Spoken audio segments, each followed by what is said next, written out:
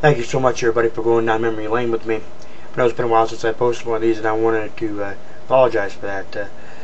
But let me take you back to the years of 1979 to 1982, I believe, roughly 82.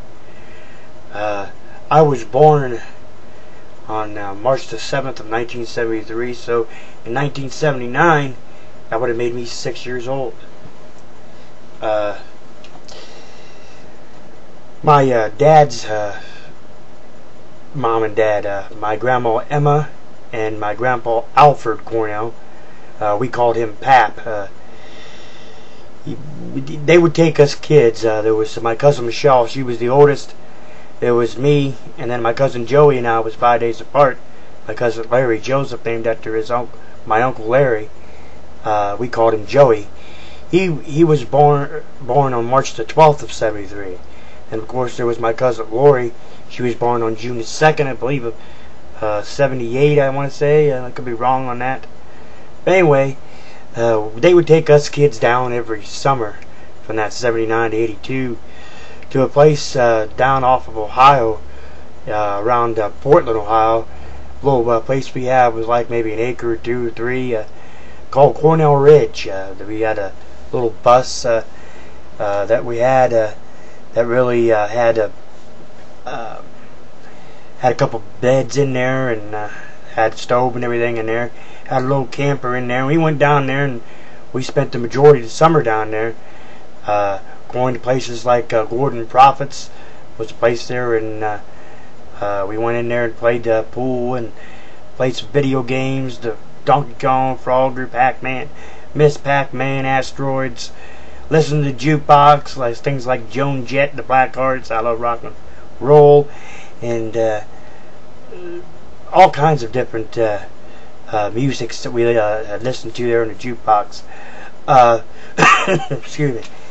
But we also went down in there to, because it wasn't too far from where that was there on the West Virginia border. We went into Ravenswood, West Virginia, to Mall Perry's Smorgasbord, and we had a big doll over there and ate out some stuff. And as the years progressed, things started to really, I know I myself looked forward to going down home. We used to call it going down home. Going down and spending time down there and just getting away from everything, and just the country and the birds and chirping, the whippoorwills in the evening, campfires at night. I'll never forget my Uncle Leonard. He had a name for each one of us kids. Michelle, we used to call her Slowpoke because she always seemed to bring it up the rear and just kind of slow, if you will, as far as when we were going to do something. She wanted to kind of be away, kind of, in her own little world or something or whatever, but she kind of lagged along behind us. He called my cousin Joey Nuisance. It seemed like every time you turn around, Joey was saying something or doing something that kind of get on your get under your skin, so to speak. So he called Joey Nuisance. He called Lori Pee-wee because she was the smallest of us, of us four kids, or us four grandkids then. And then he called me Wendy. He said, "Boy, you're Wendy. You never shut up." Because back then, I just keep talking and talking and talking and talk your head off. One thing about Uncle Leonard that really catch my, that really, kind of stands out to me besides the names that he called us, was Uncle Leonard hated water. As far as drinking, he hated the drinking water. Well, as kids, Grandma or Pap, we'd go into town or whatever, and we'd get Pap his Pabst Blue Ribbon.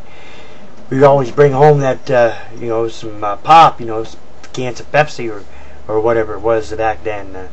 And Uncle Leonard, he liked to go into the bus or he'd go outside there and he'd see a can of pop or whatever. He'd pick it up and guzzle it down, because as kids back then we used to waste a lot of pop. One time we decided that we were going to put some water in there, preferably Lori, Joey, and mainly Lori and Joey, but I did them once or twice. Uncle Leonard went in there and he ended up guzzling that down and ended up finding out it was water. Went out there and spit it out. Pap had asked him, he says, what seems to be the problem, Leonard? He goes, oh, one of those kids threw that, put the water in their cans in there. So well, I ought to teach you. He goes, don't be drinking up after them kids. You never know what they're going to do. But we had a hell of a time.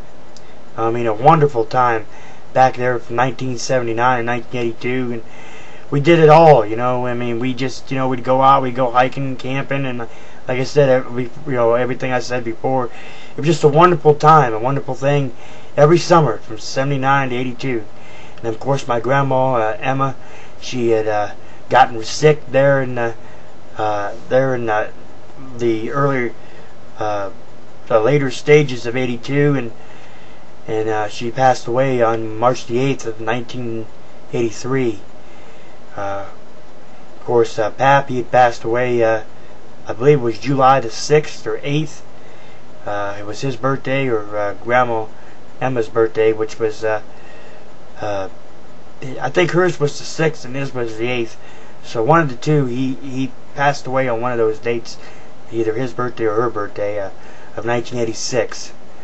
And it was just one of those things, you know, where, you know, you kind of get to the, you know, where you miss your loved ones, your grandparents, and I miss them. I miss my, Grandma Emma and Pap, and I miss Grandpa Lowell and Grandma Idabel, my mom's mom and dad. And I'll be talking about them a little bit in my next segment of Going Down Memory Lane, when I will tell you about the most remarkable man I've ever met in my entire life. Until then, thank you so much for going down memory lane with me. Everybody have a good week.